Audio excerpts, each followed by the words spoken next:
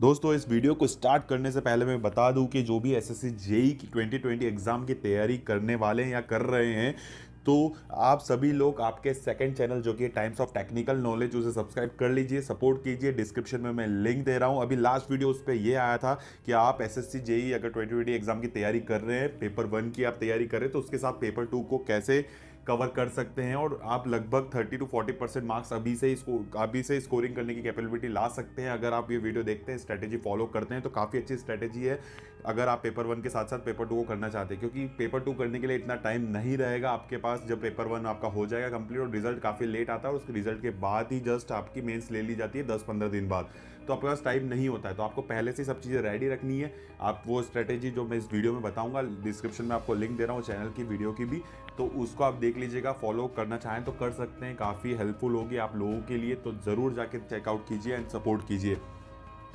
तो चलिए दोस्तों स्टार्ट करते हैं इस वीडियो को। स्वागत है आप सभी लोगों का आपकी अपनी टाइम्स ऑफ नॉलेज फैमिली में।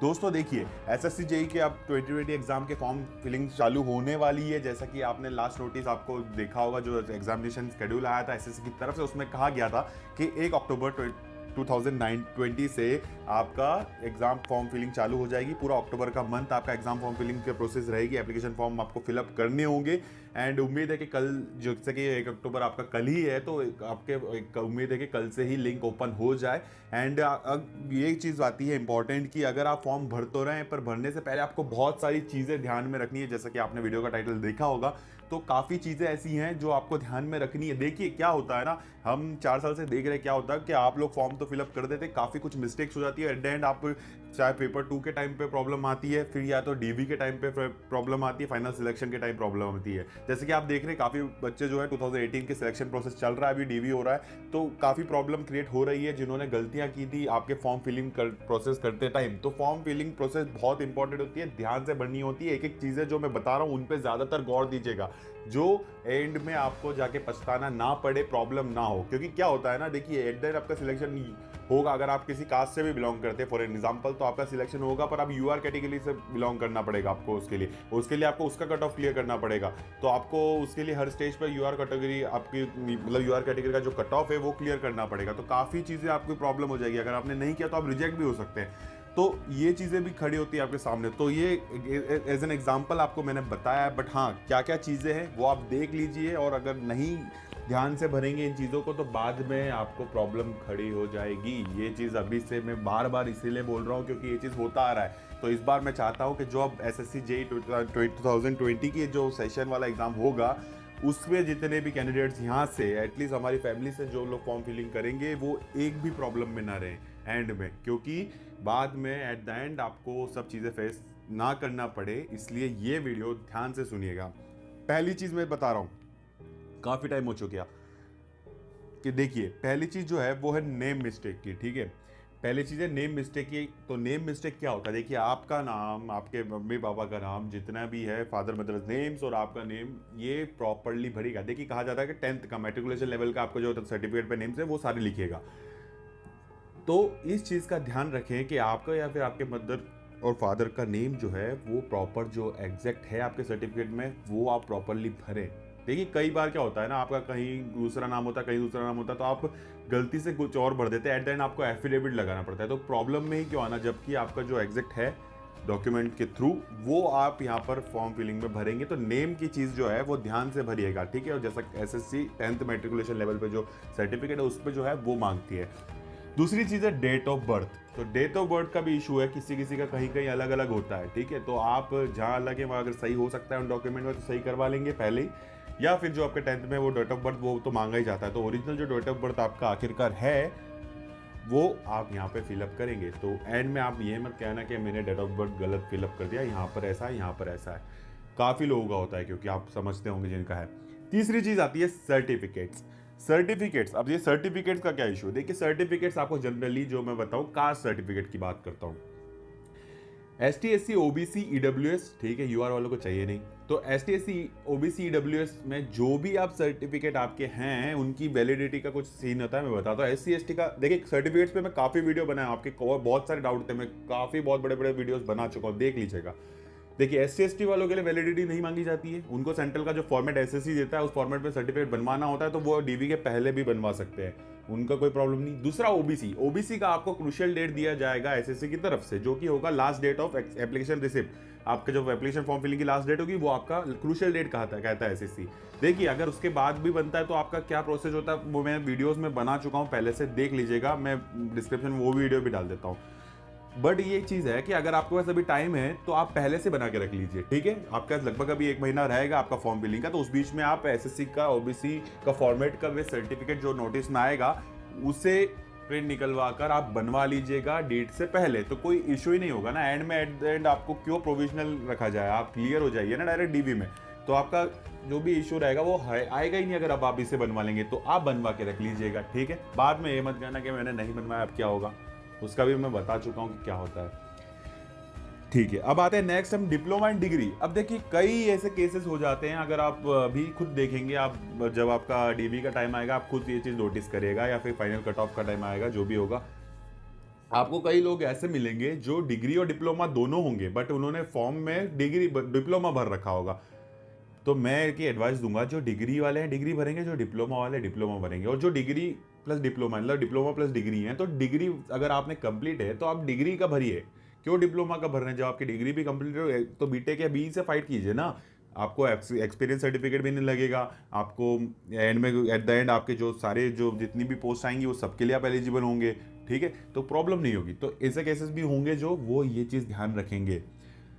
फिर आती है कास्ट की मिस्टेक। देखिए कई लोग होते हैं, मैं SC हूँ, ST का हूँ, ST का फॉर्म में भर दिया, मैं OBC हूँ, SC भर दिया, मैं EWS हूँ, ये और एंड ऑल एक्सेट्रा, ये सब चीज़ें जो होती है ना, ये नहीं। आप जो हैं एग्जैक्ट कास्ट आप शो कर सकते हैं उनको कि मैं SC हूँ तो SC ही भरेंगे आप, ठीक है। ST हैं तो ST भरेंगे, OBC है तो OBC भरेंगे आप लोग। तो ये चीज़ का ध्यान रखिएगा एंड में नहीं, क्योंकि क्या होगा ना, देखिए अगर आप गलत भर देते तो आपको एज अ UR रखेंगे, और UR हर स्टेज में आपका UR का कट ऑफ क्लियर होना चाहिए, कहीं भी नहीं होगा तो आप रिजेक्ट। सिंपल सी बात है, समझ में आ रही है। ये चीज़ का भी ध्यान रखिएगा, ऐसे केसेस भी कई मिलते हैं, ठीक है। तो कई लोगों के अभी भी ऐसी चीज़ें हुई हैं, मेरी बहुत बात हुई इन लोगों से। अब आती है ना EWS। अब देखिए EWS जैसे आपको पता है कि नया नया आया है, सर्टिफिकेट आप बनवा लेंगे अभी के अभी तुरंत, अगर आप EWS में आते हैं तो बनवाएंगे, अगर नहीं बनता है तो फॉर्म में नहीं डालेंगे EWS। ये चीज़ का ध्यान रखें, बार बार कह रहा हूँ, नहीं डालेंगे। अगर EWS नहीं बनवा सकते या नहीं आपके पास नहीं बिलोंग करते आप उसको, तो जो एग्जैक्ट बिलोंग करता है लेजिट सर्टिफिकेट आप अगर बता सकते हैं, कोई प्रॉब्लम ना हो, तो आप EWS भरेंगे। ऐसा नहीं पहले भर दे बाद में बोलेंगे कि मैं EWS नहीं बनवा पाया या फिर मैं नहीं आता हूं तो मैं क्या करूं, ऐसा नहीं है। पहले से ही आपको EWS अगर है तो आप पहले बनवाएंगे, उसके बाद आप फॉर्म में फिलअप करके डालेंगे कि हाँ मैं EWS आता हूं। चेक कर लीजिएगा आप EWS हैं या नहीं है, ठीक है, इस चीज़ का ध्यान रखेंगे। फिर आती है नेक्स्ट बात कि एजुकेशन क्वालिफिकेशन कंप्लीट की डेट। अब ये देखिए, अब अभी नोटिस हालांकि आ जाएगा SSC का, जब ऑफिशियल एडवर्टाइजमेंट आएगा इसको लेकर फॉर्म फिलिंग के टाइम, तो उसमें आपको साफ साफ लिखा रहेगा कि आपकी ये लास्ट डेट। जनरली देखिए 2 डेट्स होती हैं, एक होती है 1 अगस्त के ईयर की 1 अगस्त, और एक होती है ईयर की 1 जनवरी। तो इनमें से कुछ एक डेट आएगी, ठीक है। जो भी डेट आती है उसके अकॉर्डिंग आपको यहाँ पे फॉर्म फिलअप करना है। अगर वो डेट के पहले आप लोग एजुकेशन क्वालिफिकेशन आपका BE BTech या डिप्लोमा कंप्लीट है आपका या हो गया है, तो आप फॉर्म में फिलअप इजीली कर पाएंगे, ठीक है। अदरवाइज देखिए आप अगर नहीं भी हुआ है कंप्लीट, आप अगर ऐसा भी सीन आता है कि कोई बैकलॉग वाले हैं, तो देखिए 1 जनवरी जिसका आ रहा है वो बैकलॉग वाले भी भर पाएंगे, क्योंकि उसके पहले आपका बैक एग्जाम्स हो जाते हैं, ये काफ़ी चीज़ें हो जाती हैं। तो आपको वो डेट पे थोड़ा सा अभी रिलाई करना होगा कि थोड़ा वेट करें, वो डेट जो भी आएगी उसके अकॉर्डिंग आप देखेंगे। दूसरी चीज़ ये एक बता रहा था मैं कि अगर आप फॉर्म फिल फिर भी करना चाहते हैं, लास्ट ईयर वाले हैं, अगर आप फिर डेट के पहले नहीं भी कंप्लीट हो रहा है तो फॉर्म तो आप इजीली फिल कर लेंगे, कोई प्रॉब्लम नहीं, ऑप्शन आपके लिए खुला है। बट बात यही आ जाती है कि वो एट द एंड आपको एजुकेशन क्वालिफिकेशन पहले कंप्लीट होना चाहिए। आप अगर पेपर 2 भी क्लियर कर गए, लास्ट में DB भी जा रहे हैं, पर आप रिजेक्ट हो जाएंगे। क्यों? क्योंकि एजुकेशन क्वालिफिकेशन की जो डेट है वो वाकई में उसके पहले अगर आपकी कंप्लीट होती है तो ही मान्य होती है, ठीक है। चाहे वो रिजल्ट आपका उसका पहले आ गया हो फाइनल, भले ही डिग्री बाद में आई है तो भी चलेगा, चाहे प्रोविजनल उसके पहले आ गई हो डिग्री बाद में तो भी चलेगा। बट हाँ, आप at the end final result आपका जो आता है ना आपके डिप्लोमा डिग्री का, वो आपका उस डेट के पहले आ जाना चाहिए। डिग्री में कई लोगों के डेट्स अलग होती हैं, इसलिए तो वो चीज़ें हैं, तो इन पर ध्यान रखिएगा। अब सबसे इंपॉर्टेंट चीज़ जो मैं बताने वाला हूँ वो सुनिएगा। अब ये इंपॉर्टेंट चीज़ जो है वो है लैंग्वेज। देखिए 2 लैंग्वेज हिंदी या इंग्लिश होगी। आपका पेपर 1 और पेपर 2 हिंदी इंग्लिश दोनों लैंग्वेज में आता है, ठीक है। अब देखिएगा, अब जो एग्जाम की लैंग्वेज आपसे पूछी जाएगी ना, देखिए उसमें अगर आप चाहते कि मैं इंग्लिश में पेपर 2 दूं, जो डिस्क्रिप्टिव पेपर होता है, तो आप वहाँ पे इंग्लिश भरेंगे। आपको हिंदी ऑप्शन में अवेलेबल होगी, आप पेपर 1 जब देंगे उसमें आपको हिंदी का ऑप्शन रहेगा, आप हिंदी में क्वेश्चन पढ़ सकेंगे, कोई प्रॉब्लम नहीं है। और आपका जो क्या कहते हैं पेपर 2 होता है उसमें भी हिंदी लिखी रहेगी, कोई प्रॉब्लम नहीं है अगर आपको क्वेश्चन पढ़ना हो तो। कई बच्चे ऐसा होते हैं कि आप सोचते हैं कि पेपर इंग्लिश तो रहेगी, इंग्लिश के बाद हिंदी भी हमें ऑप्शन में चाहिए कि मतलब हिंदी भी हम क्वेश्चन पढ़ सके, तो हम हिंदी भरते हैं। ऐसा नहीं है, अगर आपने हिंदी भर दी तो आपको पेपर 2 हिंदी में लिखना पड़ेगा। और अगर आपने इंग्लिश भर रखा है पेपर 2, आपका जो लैंग्वेज उसमें आपने अगर हिंदी में लिख दिया पेपर 2 में, तो आप पूरी रिजेक्ट हो जाएंगे। तो ये बहुत बड़ी प्रॉब्लम है, इस चीज़ का ध्यान रखिए। तो लैंग्वेज आपको प्रॉपरली सिलेक्ट करनी है। अगर आप हिंदी में लिखना चाहते हैं पेपर 2 तो हिंदी सिलेक्ट करेंगे, और इंग्लिश में लिखना चाहते हैं तो इंग्लिश सिलेक्ट करने वाले हैं। ठीक है, इस चीज़ का ध्यान रखें। ऐसा मत बोलना कि मैं रिजेक्ट हो गया, पेपर 2 अच्छे से दे के आया था। तो ऐसा ही होगा ना, अगर आपने पेपर 2 के लिए इंग्लिश लिख रखी थी, आपने मतलब लैंग्वेज ही इंग्लिश लिख रखी थी कि इंग्लिश में पेपर देंगे, और आप वहाँ हिंदी में लिख के आ गए जबकि आप हिंदी मीडियम से इसलिए तो प्रॉब्लम आ जाएगी। और हिंदी आपने सिलेक्ट कर रखी है और पेपर 2 आप इंग्लिश में लिख के आ गए, तो ये चीज़ है। तो ये चीज़ भी बहुत बड़ी है, इशू है इसमें। आप फॉर्म फिलिंग करते टाइम ये चीज़ का भी ध्यान रखेंगे। इसके साथ साथ प्रॉपरली सारी चीज़ें पढ़ेंगे, समझेंगे, तो ही फॉर्म फिलअप करेंगे पूरी तरीके से। पहले से सबमिट करके नहीं बैठेंगे, थोड़ा सा वेट कर लीजिएगा, समझ लीजिएगा सारी चीज़, उसके बाद पूरी प्रोसेस हम भी बताएंगे, प्रोसीजर आपको कैसे फॉर्म फिलअप करना है, सारी चीज़ें। नोटिस आ जाने दीजिए, एडवर्टाइजमेंट आ जाने दीजिए, एंड बाकी प्रॉपरली सोच समझ के भरेंगे, जल्दबाजी नहीं करेंगे, ये चीज़ का ध्यान रखेंगे। मेरे को जो पॉइंट्स बताने थे इंपॉर्टेंट वो मैं सारे आपको बता चुका, थोड़ा सा चिल्ला के बताया, बट माफ़ कीजिएगा, बट ज़रूरी है आप लोगों के लिए, क्योंकि ये चीज़ें काफ़ी बाद में फेस आप लोग करेंगे, एंड हम खुद देखते हैं ये सब चीज़ें, समझते हैं सब चीज़ें, और होती है, फेस करते आ रहे 4 साल से हम लोग, आप लोगों से ये चीज़ें देखते आ रहे हैं कि क्या क्या प्रॉब्लम आप लोगों को आ जाती है फिर एट द एंड।